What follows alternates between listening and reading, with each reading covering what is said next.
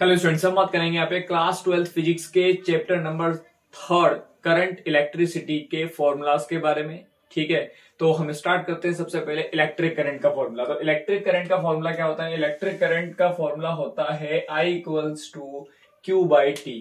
ठीक है, सिंपलेस्ट जो फॉर्मूला है यहाँ पे वो है I equals to Q by T. Q को हम लिख सकते हैं एन ई, जो हमने फर्स्ट चैप्टर में कवर करा हुआ है, Q equals to N E, तो एन ई बाई टी भी लिख सकते हैं। ये फॉर्मूला भी हम जो है इलेक्ट्रिक करंट का काम में ले सकते हैं जब हमें नंबर ऑफ इलेक्ट्रॉन्स दे रखे हो, ई हमें पता होता है, टी हमें दे रखा हो। ठीक है, या क्यू भी दे रखा हो डायरेक्ट 1 कूलम 2 कूलम जो भी माइक्रो कूलम, और टी हमें दे रखा हो, देन हम इस फॉर्मूले को यूज में लेके न्यूमेरिकल सोल्व कर सकते हैं। अब एवरेज करंट की बात करें, अगर हमसे एवरेज करंट पूछे या फिर हमको क्या करें कि टाइम इंटरवल देते, जैसे बोल दे टी इक्वल्स टू 5 सेकंड से टी इक्वल्स टू 10 सेकंड में आप इलेक्ट्रिक करंट कैलकुलेट करो, तो इसका मतलब वो हमसे एवरेज करंट पूछना चाह रहा है। अगर टाइम इंटरवल दे देता है तो मतलब वो हमसे एवरेज करंट पूछना चाह रहा है। वो एवरेज करंट का फॉर्मूला होता है delta Q by delta T. क्या होता है?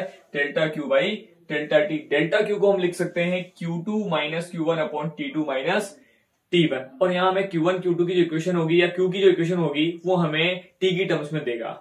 ठीक है, Q की जो इक्वेशन देगा वो T की टर्म्स में देगा, देन हम कैलकुलेट कर लेंगे उसको। ठीक है, Q2 और Q1 को, और T2 में T1 देगा इसी। अब इसके बाद आता है इंस्टेंटेनियस करंट। इंस्टेंटेनियस करंट मतलब हमें पर्टिकुलर एक सेकंड पर, जैसे बोला T इक्वल्स टू 5 सेकंड पर कैलकुलेट करो, तो एक पर्टिकुलर सेकंड पर जब कैलकुलेट करने की बात आएगी, पर्टिकुलर सेकंड पर, तो इसका मतलब वो हमसे इंस्टेंटेनियस करंट पूछना चाह रहा है। तो हम फॉर्मूला काम में लेंगे D Q by D T. क्या फॉर्मूला काम में लेंगे? D Q by D T. और यहां भी हमें क्यू जो है, जैसे मान लो टी क्यू प्लस 3t ऐसे दे दिया, मतलब क्यू भी हमें टी की टर्म्स में देगा, और उसका हम डिफरेंशिएशन करेंगे, और डिफरेंशिएशन के बाद जो हमें D Q by D T मिलेगा ना, उसमें हम टी को पुट कर देंगे, जैसे टी 3 सेकंड बोला या जो भी बोला है ना, उसको पुट करके हम आई का वैल्यू कैलकुलेट कर लेंगे। इसको बोलते हैं इंस्टेंटेनियस करंट। पर्टिकुलर सेकंड पर हमसे बात करें, पर्टिकुलर टाइम पर हमसे पूछे, तो वो इंस्टेंटेनियस करंट होता है। अब हम बात करेंगे यहाँ पे ड्रिफ्ट वेलोसिटी। ड्रिफ्ट वेलोसिटी क्या होती है? जैसे मान लो हमने एक कंडक्टर लिया, ठीक है, कंडक्टर अगर हम बात करें कंडक्टर, तो इसमें फ्री इलेक्ट्रॉन्स होते हैं जो क्या है, रैंडम मोशन करते रहते हैं।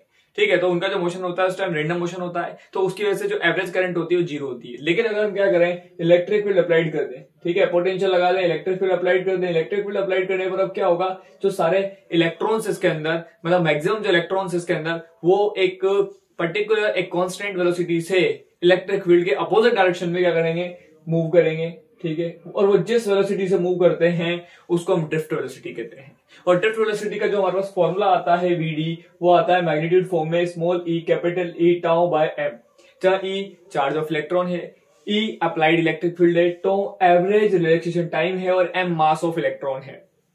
फिर हम बात करें वेक्टर फॉर्म में, तो बस यहाँ माइनस आ जाएगा, क्योंकि इनका जो डायरेक्शन होता है इलेक्ट्रॉन्स का, वो इलेक्ट्रिक फील्ड के ऑपोजिट डायरेक्शन में होता है, इसलिए माइनस साइन आ जाएगा।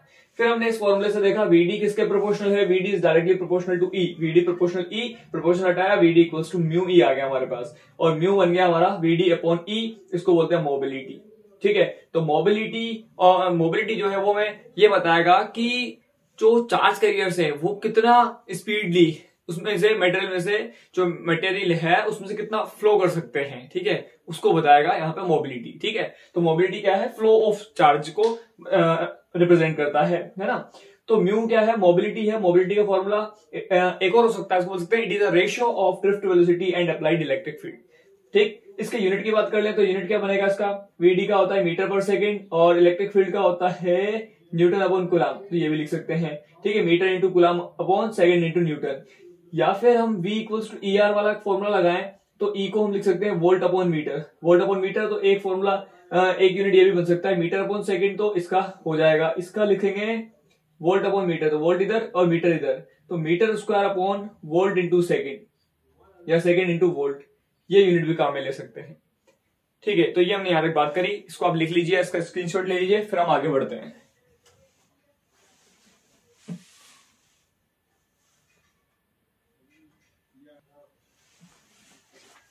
देखिए भाई, इसके बाद अपन बात करेंगे नेक्स्ट फॉर्मूले की, I equals to N A E V D, मतलब इलेक्ट्रिक करंट और ड्रिफ्ट वेलोसिटी में relation I equals to N A E V D. I equals to N A E V D, जहां जो ये n है, n क्या है, number of electrons per unit volume. Small n क्या है यहाँ पे, number of electrons per unit volume, per unit volume. ठीक है। A area of cross section, जो भी कंडक्टर है उसका cross section area. E electric charge. VD drift velocity, VD drift velocity. तो आई और वीडी में रिलेशन है। अब अगर हम इसमें ए का डिवाइड कर दें, आई बाई ए लिख दें इसको, तो आई बाई ए क्या बन जाएगा, N E VD. I by A क्या बन जाएगा, एन ई वीडी। और आई बाई ए क्या होता है, करंट अपॉन एरिया। इसको कहते हैं करंट डेंसिटी। क्या बोलते हैं इसको, करंट डेंसिटी। तो current upon area current density कहलाता है, और जिसका फॉर्मूला क्या हो गया, J equals to N E VD. तो ये करंट डेंसिटी और वीडी में रिलेशन का फॉर्मूला हो गया। करंट डेंसिटी एक वेक्टर क्वांटिटी है और इलेक्ट्रिक करंट एक स्केलर क्वांटिटी है। लेकिन अगर मान लीजिए ऑब्जेक्टिव क्वेश्चन आता है और उसमें एक ऑप्शन आता है स्केलर, एक ऑप्शन आता है वेक्टर, एक ऑप्शन आता है टेंसर और एक आता है नन ऑफ दीज, तो आप टिक करके आएंगे टेंसर पर। अगर ऑब्जेक्टिव क्वेश्चन आता है और उसमें टेंसर है तो आप टेंसर टिक करके आएंगे। और अगर ऐसे जनरल पूछ लगा है कोई तो आप बोलेंगे स्केलर क्वांटिटी, क्योंकि ये क्या है, वेक्टर्स के जो रूल है ना, वेक्टर्स रूल जो है उनको ओबे नहीं करता है। ठीक है, डायरेक्शन तो होता है इसमें करंट का, लेकिन ये जो वेक्टर्स के रूल होते हैं उनको ओबे नहीं करता है। ठीक है, इसलिए इसको स्केलर क्वांटिटी बोलते हैं। और टेंसर इसलिए बोलेंगे क्योंकि अलग अलग डायरेक्शन में इसकी वैल्यू अलग अलग हो सकती है, इसलिए टेंसर बोलेंगे, लेकिन तभी जब ऑब्जेक्टिव क्वेश्चन आता है तब। ठीक, यूनिट ऑफ जे की बात करें तो ऐसा यूनिट होगा इसका एम्पियर, आई का एरिया का metre square, ampere upon metre square. ठीक है, ये लिख देंगे यूनिट ऑफ जे, ऐसा यूनिट। अब हम बात करें यहाँ पे ओम्स लॉ की। नेक्स्ट फॉर्मूले की तरफ बढ़ते हैं, तो वो है ओम्स लॉ। ओम्स लॉ में हमने बोला वी प्रोपोर्शनल आई। ठीक है, तो प्रोपोर्शनल हटाया, कांस्टेंट आया आर, तो आर बन गया वी अपॉन आई। आर जो है वो कंडक्टर का क्या है, रेजिस्टेंस है। आर रेजिस्टेंस ऑफ कंडक्टर है। R does not depend on V and I, क्योंकि जितना वी इंक्रीज होगा उसी रेशियो में आई इंक्रीज होगा। ये 2v हुआ 2i हुआ।